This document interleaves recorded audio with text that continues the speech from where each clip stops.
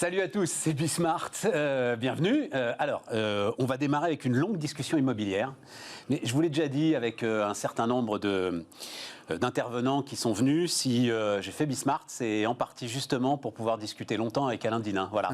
Alors, avec d'autres, hein, je vous rassure. Oui, oui. Voilà, mais à un moment, voilà, on s'est beaucoup parlé autour de l'immobilier, autour du logement. Et à un moment, 10 minutes, un quart d'heure, à chaque fois, on se dit on aimerait en avoir plus. Donc voilà, on va en avoir plus. On va longuement discuter avec Alain Dinin. Et puis alors, l'autre sujet, c'est aussi, sujet de base, encore un bouquin écrit. Alors, encore un bouquin, il n'y en a pas tant que ça, en fait, hein, écrit sur le modèle Amazon. Là, c'est Vincent Maillet qui viendra nous voir. Il écrit Main basse sur le futur. Je dois dire, je lui poserai la question d'ailleurs, j'ai toujours pas compris. J'ai lu le bouquin, j'ai toujours pas compris pourquoi il met ça comme titre, parce que c'est ni un pamphlet contre, ni un plaidoyer. C'est assez intéressant. Après, il s'interroge sur les fragilités d'Amazon. Tiens, et ça nous amènera d'ailleurs à l'un des aspects de la discussion avec Alain Dinin. Allez, c'est parti, c'est Bismart. Bonjour Alain Dinin. Bonjour Stéphane. Le patron de Nexity, oui, parce que Vincent, qui sera avec nous tout à l'heure, il dit l'une des grandes fragilités d'Amazon, c'est quand même quand le patron est à ce point iconique, c'est-à-dire quand il a tout fait. Ah ben chez Nexity, c'est pas le cas, donc tout va bien. Hein. Si c'était là. Non, mais c'est-à-dire, c'est un sujet quand même. Quand on est parti. Vous avez démarré Nexity au départ, quand vous fondez Nexity. À chaque fois, je me gourre, c'est Général des Eaux ou Lyonnaise des Eaux? Alors, c'est la sortie de la Générale des Eaux qui était devenue Vivendi. Voilà. Et je ne suis pas le seul fondateur, il y en a d'autres. Mais qui sont partis. Oui, on était. On ne le sait pas aujourd'hui. Il y a Stéphane Richard, par exemple, voilà, l'actuel patron d'Orange. Stéphane Richard qui est resté 2 ans, et puis d'autres comme Jean-Louis Charon et d'autres personnes. On était une dizaine au départ, et puis ils ont dû avoir envie de faire autre chose, parce qu'en fait, ils m'ont laissé la place, et donc voilà. Mais au départ, vous me donniez les chiffres de départ de Nexity. Alors, c'est ce qu'on appelle un spin-off, enfin, c'est un LBO de la Générale des Eaux. C'est au moment où Jean-Marie Messier décide que l'ensemble de Vivendi doit se concentrer uniquement sur les médias et sur la tuyauterie de transfert d'informations, ce en quoi d'ailleurs il avait probablement raison. C'est le moment où se créent Vinci, Veolia, la Générale de Santé, la Générale de Restauration. C'est le moment où Foncia sort de la Générale. Mais on l'a oublié, dites donc Alain. Vinci aussi, en fait, c'est un spin-off de la Générale des Eaux. Veolia aussi. La Générale de Santé, la Générale de Restauration, Foncia après, un petit peu avant, et puis la création de Nexity en juin 2000, à quelques-uns, pour développer des activités immobilières, chiffre d'affaires autour de 300 millions d'euros à cette époque-là. Voilà. Ce qui était déjà pas mal. Et aujourd'hui on frôle les 5 milliards cette année. Ouais. Je ne sais pas d'ailleurs si c'est une bonne chose, mais en tout cas c'est... Pourquoi ? Pourquoi ? Parce que c'est pas une question de taille, c'est une question est-ce qu'on est utile, est-ce qu'on sert à quelque chose. Enfin, vous le savez, on a beaucoup déjà échangé ensemble tout à fait. Dans ces 20 dernières années. Je pense qu'une entreprise n'a de sens que si elle est utile à sa collectivité et dans le monde dans lequel elle exerce ses métiers. Donc, vous n'avez pas de doute là-dessus? Non, j'ai pas de doute, mais est-ce que la taille est forcément signifiante d'être meilleure? Je pense qu'une entreprise... D'ailleurs, c'est ce qu'on essaye de faire chez Nexity, c'est assez compliqué, c'est de faire et en même temps une grande entreprise parce qu'on veut intervenir sur la ville dans son ensemble et en même temps plein de petites entreprises parce qu'il faut être extrêmement proche du terrain. Nexity, c'est 150 métiers, c'est plus de 200 filiales. On ne va pas toutes les citer, mais c'est par exemple 150 métiers. Oui, on peut les sur toute l'administration en fait. Alors sur la promotion immobilière de logement pour les gens jeunes et pour les gens âgés, pour les primo-accédants, pour les investisseurs institutionnels, pour les investisseurs privés, mais c'est aussi du bureau, c'est aussi du property management. On gère, par exemple, pour le compte de propriétaires d'immobilier entreprise, plus de 20 millions de mètres carrés en France. Ouais. C'est aussi quelques filiales à l'étranger, en Pologne, en Allemagne. C'est de l'administration de biens. C'est 22 000 immeubles gérés en copropriété, syndic de copropriété, 1 million de personnes en... Ouais, donc effectivement, je comprends. C'est là où vous vous dites, voilà. Est-ce que la taille a du sens à ce moment-là alors qu'en fait, ce dont ont besoin les gens, c'est qu'on s'occupe d'eux individuellement, et que ça soit dans le bureau, dans le logement. Un de nos clients importants, un des vrais changements de paradigme de l'équation promotion immobilière, logement et bureau, c'est la collectivité. Les élus locaux, que ce soit Nexity, ils en ont pas grand-chose à faire. Ce qu'ils veulent, c'est avoir en face d'eux des gens qui comprennent leur ville localement. C'est pas une puissance de négociation quand même? Ah non, c'est pas une puissance de négociation. Pas du tout. Non, la vraie qualité de nos métiers, c'est ce qui est passionnant dans l'immobilier, c'est que c'est une relation humaine. C'est est-ce que je suis capable de comprendre le besoin de la personne que j'ai en face de moi, que ce soit une personne ou que ce soit une collectivité. Je pense qu'aujourd'hui, je ne peux pas penser mon métier de promoteur ou même d'administrateur de biens sans penser sur l'administration de biens, la rénovation énergétique, et de promoteur en pensant la ville de demain et quel type de population. Bien sûr. Donc, le poids permet de dire, et la taille permet de dire, si je prends un engagement avec vous sur une durée de 15 ans ou de 20 ans sur une ville, comme on l'a fait à Saint-Ouen, comme on l'a fait à Boulogne-Billancourt, comme on l'a fait à Marseille, etc., parce qu'on a des grands terrains qu'on va développer sur une longue période, ça a du sens. Mais dans la discussion, ça n'a pas d'importance. Ce qui est important, c'est la discussion d'homme à homme, je dirais, ou de personne à personne, de compréhension du territoire. Moi, je suis dunkerquois d'origine. Quand je vais à Marseille, celui qui doit parler avec l'élu à Marseille, c'est un collaborateur, c'est quelqu'un qui est marseillais. Il faut que ce soit un Marseillais. Oui, il faut qu'il comprenne la culture de l'endroit où il est. Ouais. C'est pas juste une culture de pays, on vit pas de la même façon. Par exemple, construire un logement à Marseille ou à Dunkerque, tout simplement, mais ça va paraître évident à tout le monde parce qu'on va dire l'ensoleillement, mais les salons et les terrasses sont pas de même nature, les ouvertures sont pas de la même façon, etc. Comprendre qu'est-ce que c'est que la mixité dans un quartier, dans une zone, quelles sont les difficultés d'une ville, ça ne peut être que local. Donc la puissance d'un groupe, la taille d'un groupe n'a de sens. Elle a du sens pour ses actionnaires, elle a du sens parce qu'elle dit sur le long terme, je vais gérer des flux et donc si un marché est moins bon, l'autre va être meilleur. Ça, oui. Tout à fait. Ça, c'est effectivement, c'est pour les actionnaires, comme vous dites. Ouais. Mais pas dans ce que vous disiez tout à l'heure, la négociation au local. Le local, ça doit être fait par le... Même si on est sur des projets, justement, comme vous le dites, si un maire aujourd'hui, et on va parler aujourd'hui de la difficulté que vous avez à obtenir des terrains, si un maire à un moment, il se trouve que moi, enfin j'en ai déjà parlé, j'habite à Clamart où il y a un programme en ce moment de construction qui est considérable, auquel d'ailleurs participe Nexity, mais j'ai l'impression absolument tout le monde. Bon, à un moment, vous avez cette libération dingue des terrains d'EDF, c'était des anciens terrains d'EDF. Forcément, celui qui cède ces terrains, il va être rassuré par l'importance du groupe, par la taille. Il est sûr que sur un programme immobilier considérable comme celui-là... C'est pas celui qui nous cède les terrains, en l'occurrence, parce que là, il s'agit de faire un chèque à un moment donné. Donc, une fois que c'est payé, c'est payé. Voilà. Ouais, celui qui va être intéressé, c'est surtout sur des opérations long terme de reconstruction de villes, ce qui est un des thèmes forts de Nexity. C'est en ça que la taille de Nexity a de l'importance. C'est lorsqu'on veut travailler sur des réaménagements de villes, comme on est en train d'imaginer de travailler, nous, actuellement, sur les villes moyennes. Hein. C'est un sujet dont on parlera entre les villes denses. Oui, très, très important. Voilà. Effectivement, il faut que l'élu local et la collectivité sachent que ça dépasse l'individu. Ouais. Ça dépasse... ma présence dans le dispositif ou celle de nos collaborateurs ou de tel ou tel, et que le groupe a pris un engagement long terme. Maintenant, dans la pratique, ça doit être extrêmement... donc c'est un jeu entre grandes entreprises et entreprises décentralisées très light sur le terrain pour être très proche et très réactif. C'est pas si facile que ça. Ouais, non, mais c'est super intéressant. Voilà, parce qu'au final, on est quand même 11 000 personnes avec tous les métiers qu'on exerce, et donc après, il faut coordonner tout ça. Et je suis pas en train de me plaindre, je dis simplement. Non, mais c'est très intéressant comme modèle d'entreprise, et ça me fait furieusement penser, c'est pour ça que vous le citiez tout à l'heure, à ce que raconte le patron de Vinci, qui dit lui aussi qu'il est finalement l'organisateur d'à peu près, je sais pas combien il dit, lui je crois que c'est 3200 PME. Peut-être. Voilà, et qu'il n'est jamais que celui qui coordonne finalement l'activité de 3200 PME. Quoi. Voilà, on ne va pas me comparer à un mastodonte comme Vinci. Hein. Nous, on est un tout petit à côté. Hein, donc voilà. Ouais, enfin, voilà. À partir de 5 milliards, si vous voulez, ça va. On ne les a pas encore fait. C'est pour ça que je suis content qu'on soit juste... Alain, donc, je ne sais plus si... Peu importe, hein, mais vous êtes à la Fédération des promoteurs immobiliers. Non, vous n'y êtes plus. Hein. On y est depuis 5 ans, oui. Bon, mais à la limite, ce n'est pas le sujet. Non, mais ce n'est pas le sujet. C'est pas le sujet, parce que le sujet, à un moment, je vais le dire avec un tout petit peu de brutalité, je me demande si vous n'en avez pas assez, finalement. C'est-à-dire, je lis... donc, crise violente, donc c'était la semaine dernière. Hein. Nous sommes devant une crise violente, durable, aucun signe d'amélioration. On parle de la construction, on parle du logement. Et la fédération dit il faut se mettre autour d'une table avec les élus locaux, l'État et tous les acteurs de la filière afin de faire sauter les verrous qui empêchent une production de logements neufs en phase avec les besoins des Français. Ça doit faire 10 ans qu'on se parle. J'ai l'impression que ça fait 10 fois. Ça fait 20 ans qu'on se parle. Ça fait 20 ans qu'on se parle. Vous ne les faites pas. Moi, j'essaie de tenir le plus longtemps la distance. Mais ça fait 20 ans qu'on se parle. Je ne partage pas totalement cette approche du sujet. Le constat, c'est qu'effectivement, si on parle de construction de logements neufs, on n'aura jamais aussi peu construit en France, de logements neufs depuis 1974. Mais c'est à cause du Covid, c'est parce que ça s'est arrêté. Non, c'est pas à cause du Covid. La baisse de la production de logements neufs, elle est continue depuis 2017.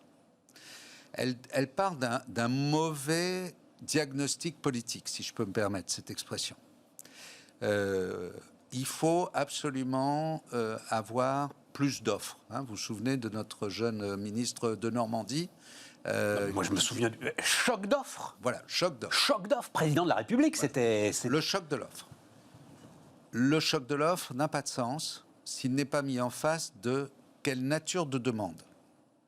Quelle nature, et pour dire quelle demande, quelle population, à qui je souhaite m'adresser. Alors après, on va revenir sur le fait qu'il y a un blocage sur les permis de construire actuellement, mais il faut bien comprendre de quoi on parle. Fabriquer du logement que les gens ne peuvent pas acheter, parce qu'il est trop cher. Fabriquer du logement là où on n'en a pas besoin, parce qu'il est trop mal calibré, etc. Fabriquer des logements qui ne correspondent pas à l'évolution démographique, tout ça, ça ne donne pas une capacité de répondre au problème de comment je loge les Français. La Fondation Abbé Pierre, on ne va pas le prendre en référence parce qu'il s'occupe principalement des très... Alain, c'est la poule et l'œuf, cette histoire. C'est-à-dire fabriquer du logement que les gens ne peuvent pas s'offrir parce qu'il est trop cher. Mais c'est bien en fabriquant massivement du logement qu'on fera baisser les prix. Il n'y a pas d'autre moyen de le faire. Alors, on ne fera baisser les prix que si, par ailleurs, le prix de revient du logement baisse. Parce que je ne fais... comment je pourrais... Si on le regarde simplement... Le marché du logement neuf en France est un marché de flux. Le promoteur, on va se le rappeler ensemble quand même, c'est quoi le métier ? Je vois un terrain, sur ce terrain j'essaie d'obtenir un permis de construire. Ouais. J'ai obtenu un permis de construire pour faire 200 logements à un certain prix, je le mets sur le marché, je fais de la vente sur plan, de la vente en état futur d'achèvement. Tout à fait. Le client est là, je démarre la construction, le client n'est pas là, j'arrête la construction. Enfin, plus exactement, je ne la démarre pas. Donc, vous la démarrez à quoi quand le programme est vendu à 50% ? À 70%. 70%. Donc, et comme ensuite, il me reste 30% à vendre sur les 18 mois qui suivent de chantier, je n'ai jamais de stock. Donc, je ne peux jamais être dans la situation en France où il y aurait une massification d'offres sur le marché et une demande qui serait faible. Et ce serait trop risqué que de, justement, essayer de se lancer dans cette massification de l'offre ? Ça n'est pas le modèle français. Le modèle français, c'est un modèle qui est issu de la crise des années 75 et qui a dit, pour éviter que les prix ne flambent, c'était ça intéressant, on ne va produire que ce qu'on a prévendu. Pour éviter qu'il y ait un choc entre l'offre et la demande à certains moments, et ça a permis aux promoteurs d'avoir des marges faibles. La marge de Nexity dans les métiers de la promotion, elle est entre 8 et 9% avant impôt. Vous êtes en Espagne, prenons l'Espagne, notre pays voisin. Vous fabriquez, vous vendez après. La marge est obligatoirement de 15 à 20%, parce qu'il y a un risque de portage. Absolument. Donc ce risque de portage, il a eu un effet régulateur. Je comprends. Et donc la question aujourd'hui, c'est que, puisqu'on a le temps, prenons un peu d'exemple. Ouais, non, mais déjà, j'ai compris un truc. Prenons un peu d'exemple. Sur la marge et le stock. Je suis comme tout le monde et je dirais la RSE, la responsabilité sociétale et environnementale, c'est même pas une question chez Nexity, c'est notre métier. Bon, donc je dois construire bas carbone et on est le premier opérateur bas carbone en France. Je dois faire du bois, on est le premier opérateur en bois. On doit travailler sur des matériaux, etc. Et on a la nouvelle réglementation thermique 2020 qui doit s'appliquer. D'accord, très bien, tout ça nous va très bien. Mais si ça a un effet augmentatif du prix, parce que la chaîne de production n'a pas eu le temps de se mettre en place. Alors heureusement. Mais ça a forcément un effet inflationniste, tout ça. D'accord. Mais est-ce que ça a un effet inflationniste sur le revenu des ménages ? Non. Est-ce que monsieur, madame Dupont, qui ont à eux 3 500, 2 700 euros, c'est la médiane, ils ont la possibilité de suivre une augmentation du prix de construction de 7% tout de suite ? Est-ce que si j'ai pas beaucoup de permis de construire dans une zone et que les terrains avec permis de construire sont rares, s'ils sont rares, ils sont chers. Et si les prix de terrain ont été multipliés par 6, par exemple en Ile-de-France, dans les 10 dernières années, pour qui ? Pour quel acheteur ? Ils ont été... Ouais. Et donc, au final, c'est un endroit, c'est un métier où... c'est une zone de l'économie qui mériterait d'être régulée. Mais pas régulée par plus de taxes, plus d'impôts, plus de rentiers, mais qui serait régulée sur... Qu'est-ce qu'on veut faire de ce pays? Est-ce qu'on veut une France de tous propriétaires? Est-ce qu'on veut une France de tous bien logés? Comment on fait baisser les prix? Si je fais baisser les prix... Non, mais attendez, moi je veux que vous répondiez à la question, Alain. Comment je fais baisser les prix? Parce que... j'ai des réponses insupportables à entendre sur le plan politique. Alors? Densité. Sur un terrain... Construire plus haut avec des logements plus petits. Oui, parce que du coup, pourquoi plus petits? Parce que dans 10 ans, 45, parce qu'aujourd'hui, entre maintenant, on parle tous les deux, on a un terrain. On va le livrer dans 3 ans. Dans 10 ans, 45% de la population française sera monoparentale ou personne seule. Pourquoi je fais des appartements familiaux de 5 personnes ou de 4 pièces en masse? Les maires vont me demander ça. Bon, la démographie est un phénomène, la démographie et l'économie est un phénomène fort. Comment je peux faire, quand je suis dans le logement social, de fabriquer du logement social, alors que par ailleurs, l'État vient me prendre mes ressources et me demande de vendre du logement social pour me payer mes futurs logements. Si je vends je ne suis pas le monde HLM, mais je parle pas pour leur compte. Tout à fait. Ça n'est pas c'est une chaîne. Je ne peux pas regarder qu'un bout de cet endroit et pas l'autre. Entre la Fondation Abbé Pierre et nous, les opérateurs privés, entre les investisseurs personnes physiques et les investisseurs institutionnels, entre les populations jeunes et les populations moins jeunes, co-living et autres sujets, tout ça, c'est une seule pensée. Et qu'est-ce qui fait aujourd'hui et après, on va répondre à un problème technique, pourquoi on n'a pas d'offre. Qu'est-ce qui fait qu'aujourd'hui, il y a une incompréhension du monde politique? C'est que le monde politique, et notre président Macron, il n'a pas posé de sujet sur une France de propriétaires. Ça, c'était, par exemple, M. Sarkozy. Une France de tous logés sociaux, c'était M. Hollande. M. Macron, il a dit qu'une seule chose, tous les propriétaires sont des rentiers. Et tout ce qu'on peut taxer, on taxe. Je vais prendre un exemple. Vous savez que le logement, ça coûte 40 milliards au budget de l'État. Un peu plus. Un peu moins, Stéphane. Voilà. Je vous attendais là-dessus. Ça, c'est le plaisir du spécialiste. Quand même, j'ai l'air de bavarder, mais je me suis préparé un peu. C'était 40 milliards il y a 3 ans. C'est 38 milliards cette année. Ça, c'est les aides. Mais vous allez me dire combien ça rapporte. Vous allez me dire que ça rapporte combien? 70 milliards, c'est ça? Alors, ça a rapporté il y a 3 ans 70 milliards, ça rapporte 80. Oui, mais Alain, à chaque fois, c'est le même sujet, évidemment. Mais comment je fais pour faire baisser les prix si je continue à taxer l'immobilier comme une valeur immobile? Comme toutes les activités qui sont taxées. Si vous payez la TVA, les vendeurs de t-shirts aussi, ils peuvent se dire qu'ils rapportent plus à l'État que ce qu'ils leur... Vous comprenez? D'accord, mais moi, je ne suis pas en train de parler de ça. Je suis en train de me dire que si j'ai en face de moi une personne qui cherche à se loger en locatif ou à l'achat, elle a un budget qui est proportion de son pouvoir d'achat et de son niveau de rémunération. Si l'ensemble de la chaîne amène à ce que les prix augmentent de presque 10% dû aux taxes, presque 7% dû à la rénovation énergétique, presque 8% dû à l'augmentation des prix du foncier, à un moment donné, la population capable d'acheter, elle se résume à une toute petite frange de la population. Malgré la baisse des taux d'intérêt. Et qu'est-ce que je fais de tous les autres? D'où d'ailleurs le fait que les investisseurs institutionnels sont en train de venir dans ce marché, parce qu'ils se disent au fond que il y a un rendement possible. Alors voilà, mais ça c'est important. Justement, je voulais vous interroger là-dessus, Alain, parce que investisseur institutionnel, il faut expliquer, si vous les écoutez, c'est-à-dire une foncière comme Gessina, par exemple, qui se concentrait, très présente en Ile-de-France, qui se concentrait sur les bureaux. Là, Mecca Brunel, elle dit, ça y est, maintenant, on va... Est-ce qu'ils peuvent changer la donne? J'ai d'ailleurs un accord avec Mecca Brunel pour fabriquer pour elle du logement. Est-ce qu'ils peuvent changer la donne? Parce que eux, pour le coup, ils ont les poches profondes. Alors, eux, ils ont une vision à long terme. C'est pas une question de poche profonde. C'est une question de savoir comment je fais payer un loyer qui soit compatible avec un prix de revient.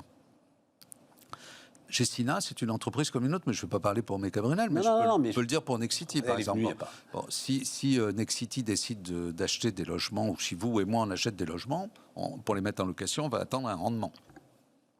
Aujourd'hui, j'emprunte en tant qu'investisseur privé à 1,5, donc il faut au moins que j'ai 1,5 plus le risque locatif, plus un petit peu, mettons 2,5.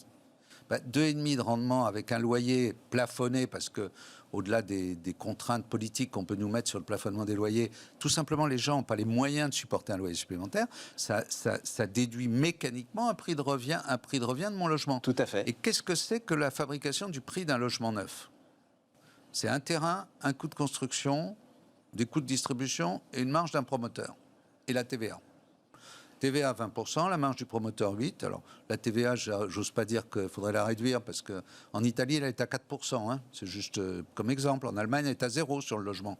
Mais c'est pas grave. En France, c'est 20%. La marge du promoteur 8%, 7%. Allez, parce que... Vous seriez dans un deal... Le prix de revient en augmentation, le prix de terrain avec des permis de construire rares, cher. Et en face de ça, donc l'équation, elle est complexe, elle est compliquée, mais elle part d'abord d'un premier sujet. Elle part d'une vision politique.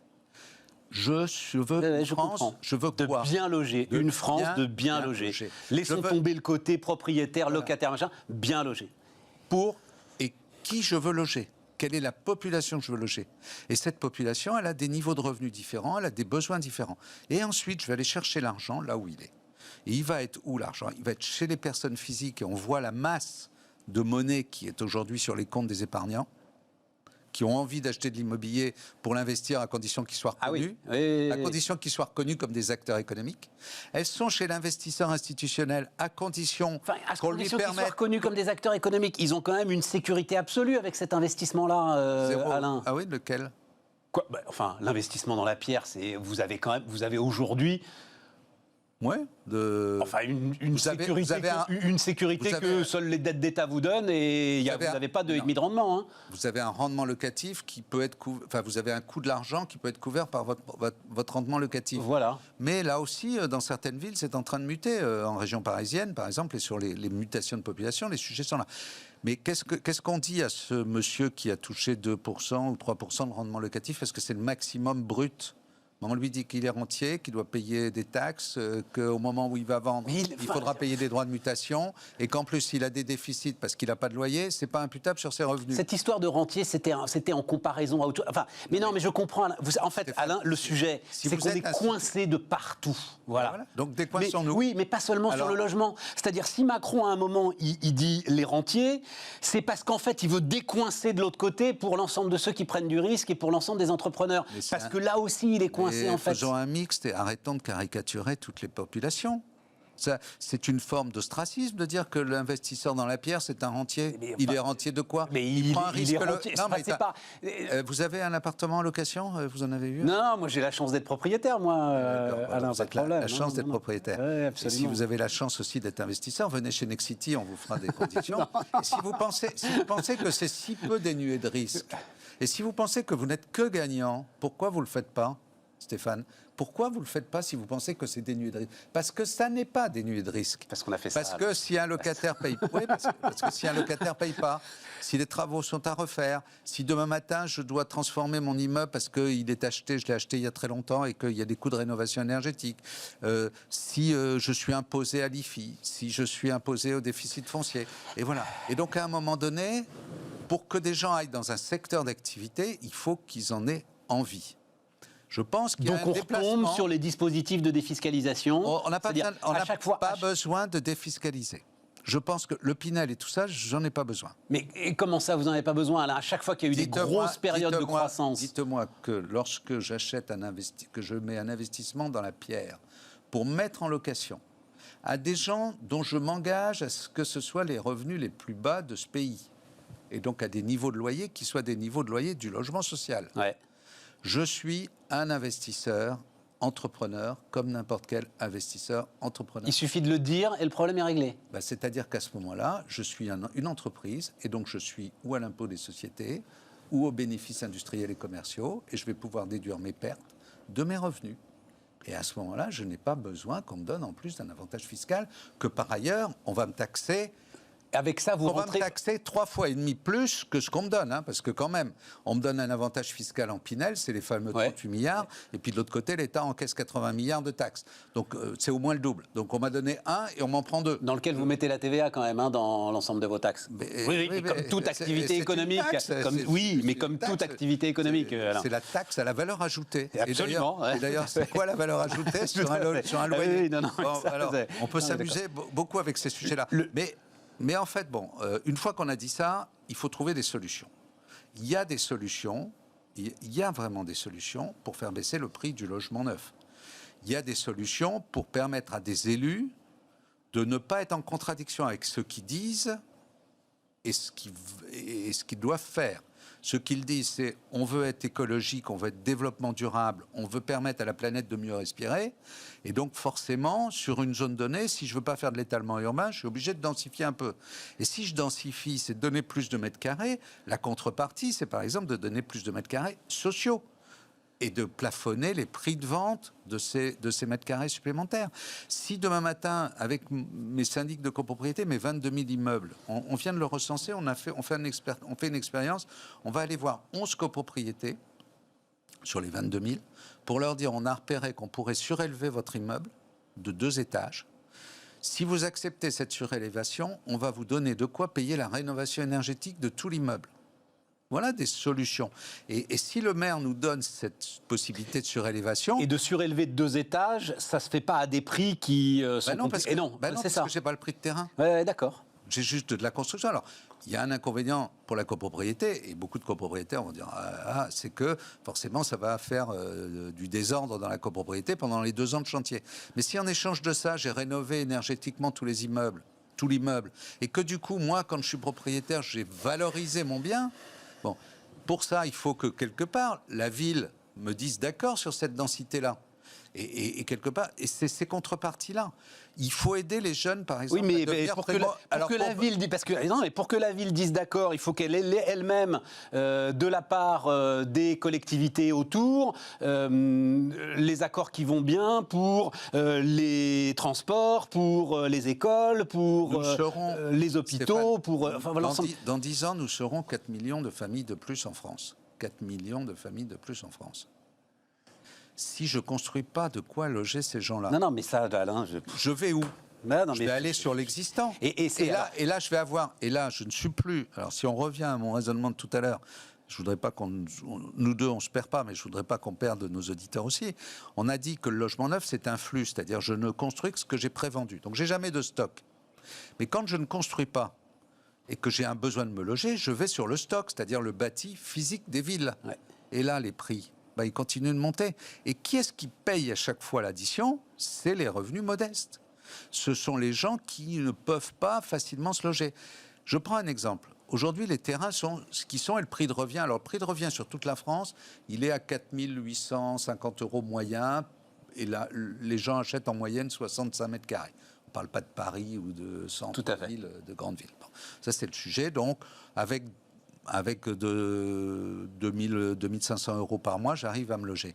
Mais il y a beaucoup de gens qui n'ont pas l'apport personnel. On sait que les banques sont frileuses de crédit, etc. Mettons en œuvre quelque chose que nous, on a appelé premier toit, qui consiste à dire, j'achète en 2 fois. J'achète mon logement, et puis dans 15 ans, si je suis content, j'achète mon terrain. Et entre deux, je fais porter une partie de ce terrain par des investisseurs institutionnels ou par des privés qui vont y trouver un avantage parce qu'ils ne seront pas rentiers, seront considérés comme commerçants et ils pourront amortir leurs pertes. Voilà, je boucle mes sujets. Mais bon, ensuite, convaincre un élu de donner des permis de construire là où il ne veut pas les donner... Alors ça, c'est un peu le mistigris du truc, là. C'est-à-dire, à chaque fois, je reviens là-dessus, Alain, c'est retirer le permis de construire aux maires. Non, mais non. À un moment, et voilà, et à chaque fois, vous dites non, parce que vous en avez besoin de ces maires. C'est pas ça. C'est que le seul qui connaît ça... Ce que vous venez de décrire, Alain. Mais au moins que le maire... Attendez, parce que ce que vous venez de décrire, bien sûr que...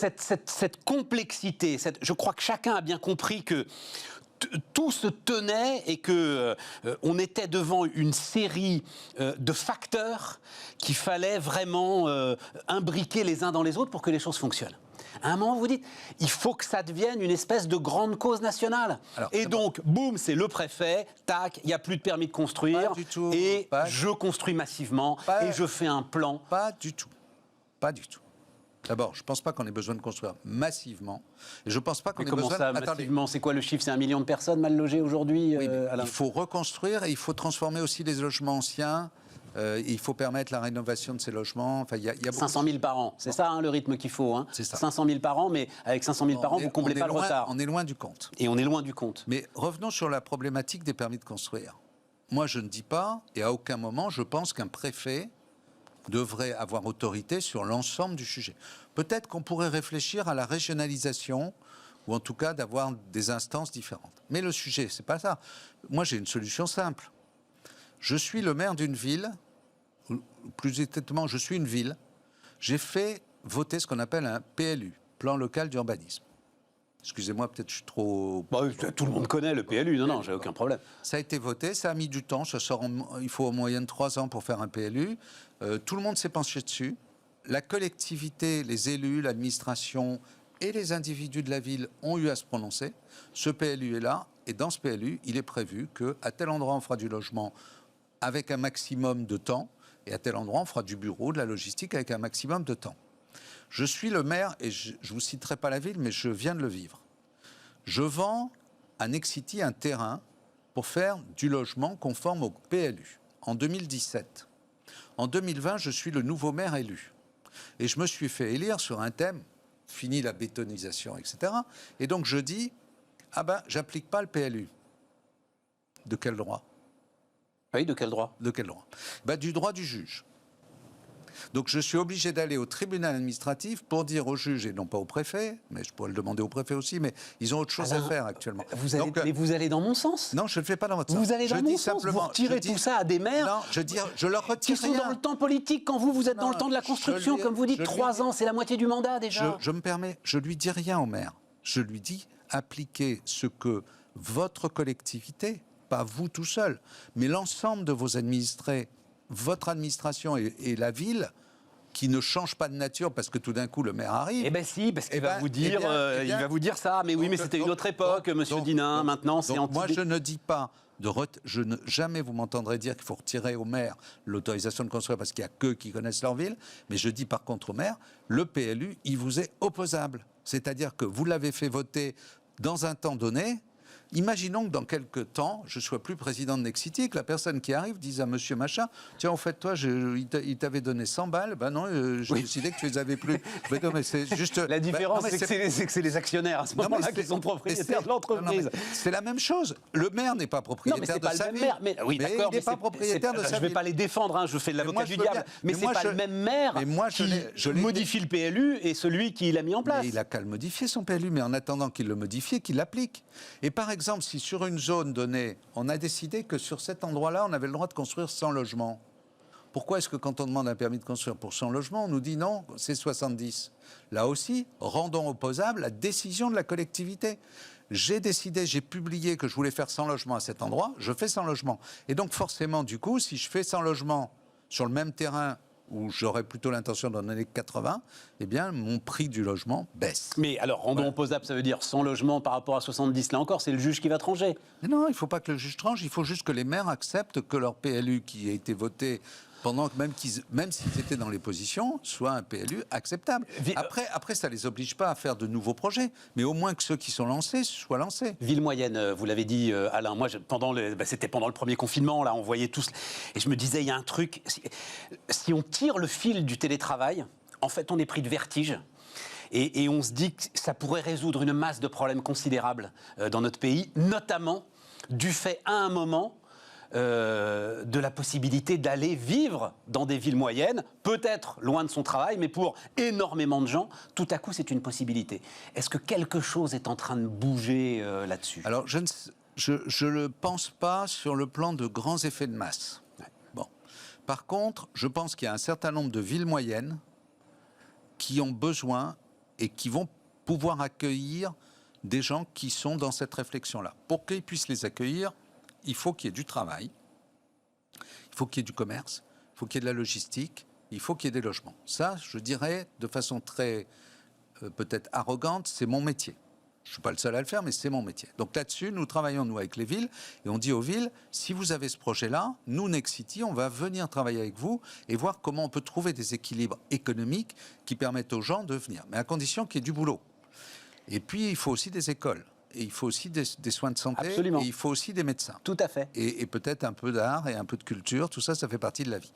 Et ça, c'est pas notre boulot. Ça, c'est le boulot de la collectivité, de l'élu local, mais aussi du national, avec des affectations, etc. Donc là, on a un chemin Et il me semble qu'il y a un chemin. Alors, il n'est pas de court terme, probablement à quelques années, 5-6 ans. On va voir effectivement quelques villes moyennes qui vont reprendre leur dynamisme. Mais ça n'est pas par le logement. Vous les appelez les villes cathédrales, je crois, c'est ça C'est parce qu'il y a souvent des cas de... Oui, non, mais j'ai trouvé ça pas mal. En fait, Reims, Chartres, etc. Voilà. Il y a des... Parce que ce sont des villes qui ont été, en fait, à certains moments, de vrais pôles d'attraction et qui les ont perdus parce que n'ont pas suivi l'économie, les transports, la santé. Et voilà, c'est ça. Et on ne peut pas prendre le logement de ces villes sans prendre le reste. Donc l'avantage, et je reviens, vous m'excuserez de parler de Next City, mais l'avantage de Next City, c'est que comme on a la vision, on a l'approche globale, mais on a aussi les expertises globales sur l'ensemble de ce secteur, quand on va voir une ville, et on revient au sujet de la taille de début de notre conversation, bah forcément on a une certaine taille qui nous permet de dire, monsieur le maire, ou vous collectivité, on est ensemble et on est suffisamment visible pour qu'on soit obligé de respecter nos accords. Voilà. Mais vous leur proposez de faire un espèce de saut important. Ils en ont besoin. C'est idiot, j'ai le terme de saut quantique en tête, parce qu'on dit ça comme ça. Non, ça. Mais enfin, bon, bref. Pas exagérer. Changer de dimension, en tout cas, quoi. Voilà, changer de dimension, en partie. Mais c'est-à-dire que c'est leur besoin. C'est aussi ça qui fera la ville de demain. Si on pouvait faire un petit peu de décentralisation, c'est-à-dire de faire que les villes se désengorgent un peu, ceci étant... C'est une des clés de notre sujet, dont on parle depuis plus d'une demi-heure. Là. Je sais que les Français sont spécifiques. Par contre, si vous analysez le monde dans son intégralité, la seule chose qu'on a vue, c'est les villes-centres s'étendre de leurs villes-centres. Ouais. C'est-à-dire plutôt des pseudopodes, si on fait plutôt cette chimie-là, peut-être des extensions de villes que la ville elle-même. Hein. Y compris en Allemagne, où enfin, c'est votre dernière acquisition en Allemagne, mais c'est quand même là aussi un modèle très particulier justement de ville moyenne, puissante. Moyenne, c'est 600, 700, 800 000 habitants. Oui, alors, bon, je ne sais pas si les Allemands doivent être un modèle sur beaucoup de sujets ou sur tous les sujets, c'est la mode de regarder toujours dans l'assiette du voisin. Ce que je peux quand même dire, c'est que sur la décision logement et sur l'autonomie des régions, ils sont beaucoup plus en avance que nous sur ces sujets-là. Un des thèmes qu'on a évoqué tout à l'heure, c'est de dire, bon, si le national dit « je veux une France de bien logée », ensuite on bascule l'ensemble des aides et l'ensemble des sujets aux régions, qui elles-mêmes, selon qu'elles sont plus ou moins étendues, et on va dire que la région Île-de-France et la région Aquitaine, pas tout à fait les mêmes problématiques de densité, de circulation de population, etc. Et donc à ce moment-là, on peut avoir ce qui se passe en Allemagne, des adaptations région par région d'une politique. Je crois qu'une politique nationale du logement n'a pas de sens. Je crois qu'une attribution des finances nationales n'a pas de sens. Je pense que les sujets sont locaux, mais à ce moment-là, il faut quand même qu'il y ait une pensée politique. Et la pensée politique en Allemagne, c'est pas la propriété, c'est le logement de tout le monde. Alors tout le monde n'est probablement pas bien logé en Allemagne, hein. Ne disons pas l'inverse. Mais quand même, la philosophie de l'Allemagne, c'est du logement pour tout le monde. Bon, ce qui n'est pas le cas en France. On est au bout, Alain, malheureusement. Voilà, je prends trop de temps. Mais non, mais on n'arrive pas à épuiser ce sujet d'une complexité effroyable, et c'est quelque chose que vous notez régulièrement. Vous n'êtes pas le seul d'ailleurs. L'ensemble des professionnels du logement, à chaque fois, s'étonnent. Là, vous dites, il n'y a pas eu de... Le logement n'est pas dans le plan de relance, etc. Il n'est pas dans le plan de relance. C'est hallucinant parce que c'est quand même le secteur, c'est le deuxième secteur économique français. C'est là où les gens en une minute, ce serait quoi un plan de relance pour le logement, justement, après tout ce qu'on vient de décrire là? Où est-ce que vous mettez la relance? Vous ne savez pas. Vous ne savez pas par quel bout la prendre, en fait. Je dis, par exemple, PLU opposable, je dis démembrement de propriété pour le premier toit, je vais dire plafonnement du prix des terrains en échange de plafonnement du prix de vente, je vais dire un peu plus de temps sur le développement durable, non pas pour gagner du temps, mais voilà. Mais ça, c'est un plan de ministre du logement, ça, Alain, c'est pas un plan de relance. Comme Ensuite, je décentralise les aides au logement et les taxes au logement, je les remets là où elles doivent être, c'est-à-dire dans les régions. Mais on reprend 35 minutes pour faire le plan, si vous voulez. Non, à chaque fois, c'est ce qu'on se disait, c'est parce qu'en fait, c'est pas identifié dans les sondages. C'est ça le truc le plus dingue. Parce qu'en fait, le logement, il vient en bout de chaîne alors qu'il est au début. C'est d'abord l'insécurité, c'est les transports, etc. Oui, mais tout ça, en fait, est lié au logement. Simplement, on le met en bout de chaîne. Alors... C'est la ville de demain. Je pense que ça sera un vrai sujet de la présidentielle. En attendant, ils ont d'autres chats à fouetter. La période sanitaire est épouvantable. Le Covid, je ne sais pas si on sera un jour dans un moment post-Covid. En tout cas, ce dont je suis absolument sûr, c'est que ça ne sera jamais comme avant le Covid. Et donc, quelque part, c'est le moment de se dire ensemble, les hommes de bonne volonté autour de la table, que ce soit du privé ou du public, et si on essayait de penser ensemble. Si on essayait logement social et logement privé, si on essayait la collectivité, le privé, le public et tous ces sujets-là ensemble, plutôt que de se regarder tous par segments en disant il faut faire du logement social, il faut faire le Pinel, ça coûte trop cher, et voilà, c'est pas bien. Alain Dinin était notre invité sur Bismart.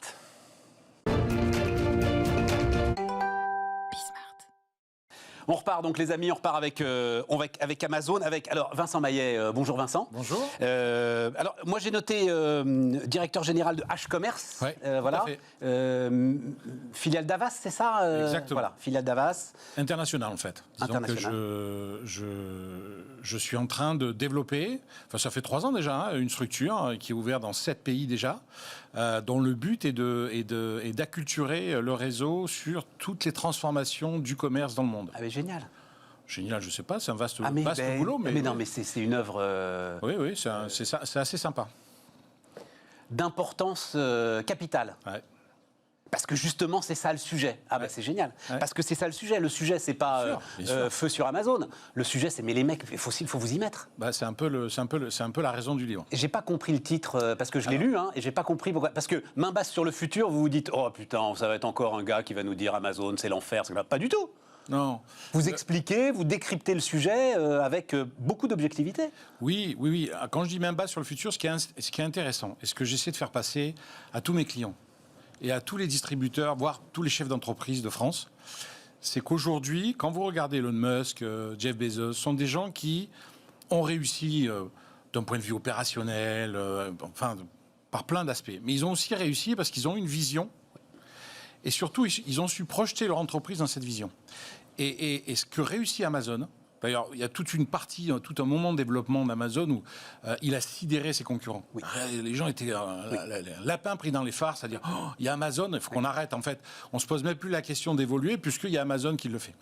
Et en gros, il a réussi ça, c'est-à-dire cette idée de je me projette à 20 ou 30 ans, je vais vous montrer ce que sera la distribution dans 20 ans et je vais la fabriquer. Ouais. Et c'est ce qu'il fait tous les jours. Ouais. Et donc le titre, quand je dis main basse sur le futur, c'est un peu ça, c'est-à-dire qu'en fait, il s'est approprié le futur. Si vous regardez maintenant aujourd'hui, la distribution, elle est en train de converger vers ce que la vision de Jeff Bezos sur la distribution, sur sa façon à lui d'inventer le commerce. Oui. Alors, par plein d'aspects, il a raison. Vous racontez très bien. Et moi, je me souviens du moment, le premier jour où il parle des drones. Et je me souviens de l'éclat de rire général de l'ensemble des experts des drones, experts du monde aérien, experts du commerce. Ce Jeff Bezos, tu parles. C'était il y a combien de temps? C'était il y a 8 ans. C'était 2013. Et voilà. C'était février 2013. C'est ça une vision. Et maintenant, ça ne fait de doute pour personne qu'un jour ça arrivera. Oui, enfin, ça a commencé d'ailleurs. Ça a commencé aux États-Unis, ça a commencé en Australie, ça a commencé en Norvège. Il y a déjà énormément de clients qui sont distribués par des drones. Ça a déjà commencé. Je ne parle pas des voitures autonomes, je ne parle pas de toutes ces choses-là. Mais en fait, la raison d'être de ce bouquin, c'est qu'au départ, moi, je n'avais pas l'intention d'écrire un livre. Je suis allé voir Amazon Go, le premier magasin Amazon Go à Seattle. Je suis revenu et puis on s'est dit bon super, on va faire un beau reportage sur un magasin, mais qu'est-ce qu'il y a à creuser? Et un journaliste du USA Today en fait a montré les brevets d'Amazon sur le magasin sans caisse. Alors voilà. Et donc on s'est mis à creuser. On a fait appel à un cabinet juridique en fait au sein d'Havas et on s'est mis à creuser. Et on a sorti des pages et des pages et des pages de dépôt de brevets. Et en gros qui éclaire clairement la vision de Jeff Bezos et la façon dont il est en train de révolutionner. Alors, pour le coup, j'ai appris des choses quand même dans votre bouquin. 10 000 brevets. Ouais. Je suis tombé de ma chaise. Ah non, mais c'est monstrueux. Amazon, les amis, Amazon possède 10 000, a déposé 10 000 brevets. Minimum. Parce qu'il y a toutes les filiales. Il y a plein de filiales. Je ne savais pas cette histoire. Quand il fait acheter en un clic, en fait, il a tous les brevets pour acheter en un clic. Bien sûr. Et personne, en fait, ne peut développer. Apple se retrouve coincé, en fait. Oui, bien sûr. Non, mais c'est fantastique. Ce qui est assez hallucinant, donc dans le livre, il y a 2 parties. Il y a une première partie où j'ai voulu montrer en fait toutes les bonnes décisions qui avaient été prises par Jeff Bezos. Des décisions courageuses. Mais vous démarrez avec le magasin sans caisse. Oui, pourquoi est-ce que c'est le truc qui vous frappe le plus? J'ai trouvé ça, si vous voulez, moi ça fait plus de 20 ans que je travaille pour les distributeurs. Grande surface alimentaire, grande surface spécialisée. Je les conseille en communication et ça fait 20 ans qu'on sait que la caisse est un point compliqué. C'est un point vraiment que les gens détestent. L'attente en caisse, et puis à l'heure où le temps est de plus en plus précieux, on ne supporte plus de machin. Régis Schulz disait, c'est 20% de mes surfaces 20% de mon temps, 20% de mon chiffre d'affaires pour emmerder les gens. Ouais. J'adore cette phrase, c'est fascinant. Donc j'arrive à Seattle, je voulais voir ça. Donc j'arrive à Seattle, je télécharge l'application, je rentre mes codes, machin, c'est très simple, assez didactique et très simple. Et je passe la première fois le portique. La première fois, on n'a pas l'habitude de sortir d'un magasin sans payer. La première fois, on serre un peu des fesses, on dit, bon, ça va sonner. En plus, le compte Amazon était au nom de ma femme.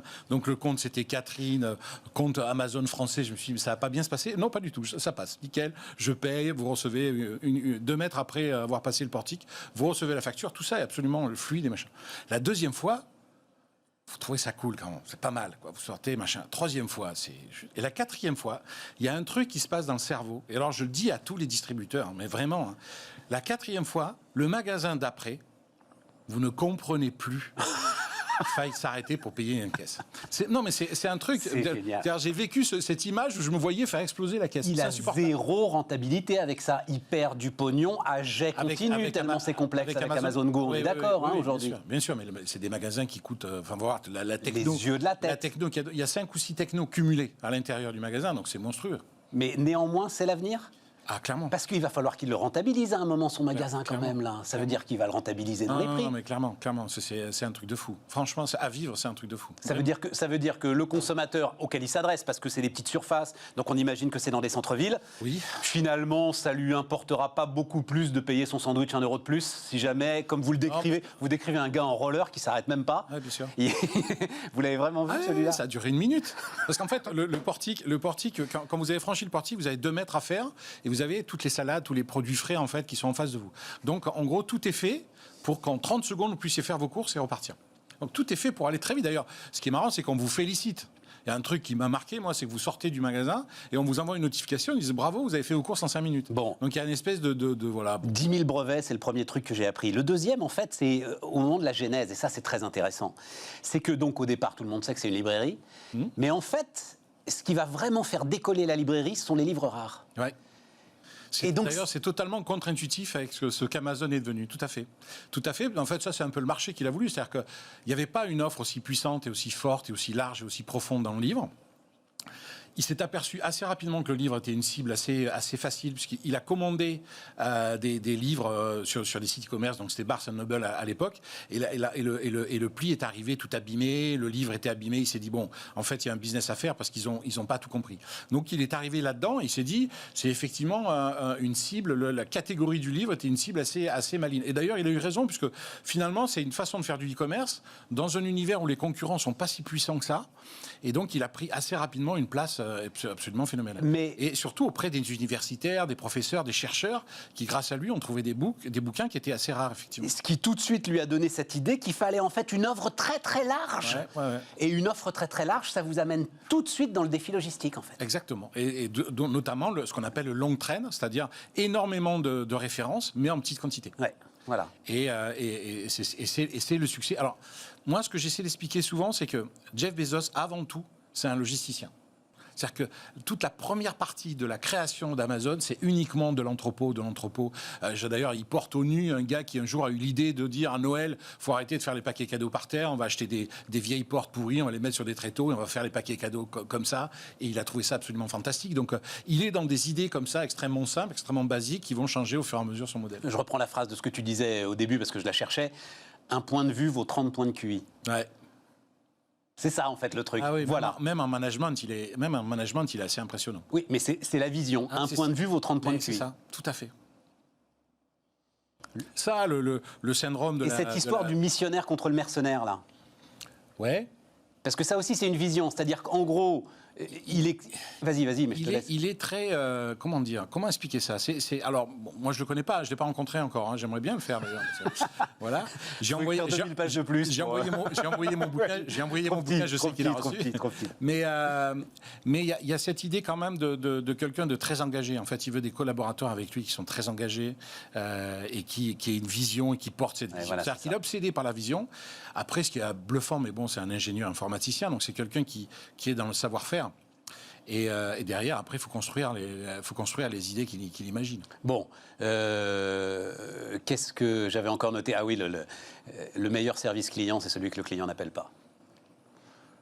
Ouais, ça aussi, il y a comme ça des espèces de... Il y a le petit livre rouge, on va dire, des maximes de Jeff Bezos, il y a des phrases comme ça qui sont fantastiques. Mais c'est le modèle Amazon, d'ailleurs, ce qui me donne pas mal d'espoir pour la distribution en général, c'est que la distribution qui sera capable de continuer à mettre des gens en face des clients aura toujours un avenir en face d'Amazon, parce que le but d'Amazon, c'est d'avoir un système qui fonctionne, certainement pas de mettre des gens en face du client. Oui, parce qu'il n'a que, et ça aussi j'étais surpris du chiffre, 310 millions de clients dans le monde. Alors ça, c'est... Oui. C'est pas, c'est pas mal. Ouais, enfin, Facebook, c'est 2 milliards, tu vois. Je pensais franchement que c'était plus. Facebook, c'est pas des clients encore. 310 millions de clients dans le monde, dont combien 100 millions d'abonnés Prime. 150 aujourd'hui. 150 millions d'abonnés Prime. Voilà.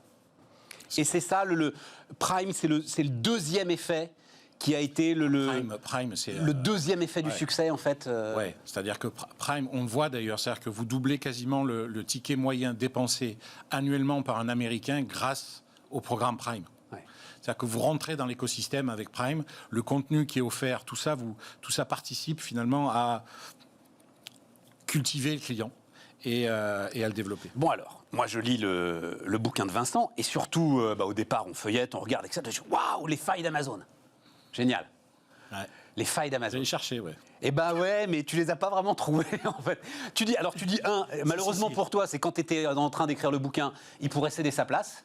Ouais. Oui, voilà, c'est fait. Ouais, c'est fait. A priori, la planète tourne toujours dans le même sens. Ouais, et Amazon tourne toujours dans le même sens. Ce que je dis dans le bouquin, c'est que même s'il part, ça va tourner encore un moment sans lui, ça, clairement.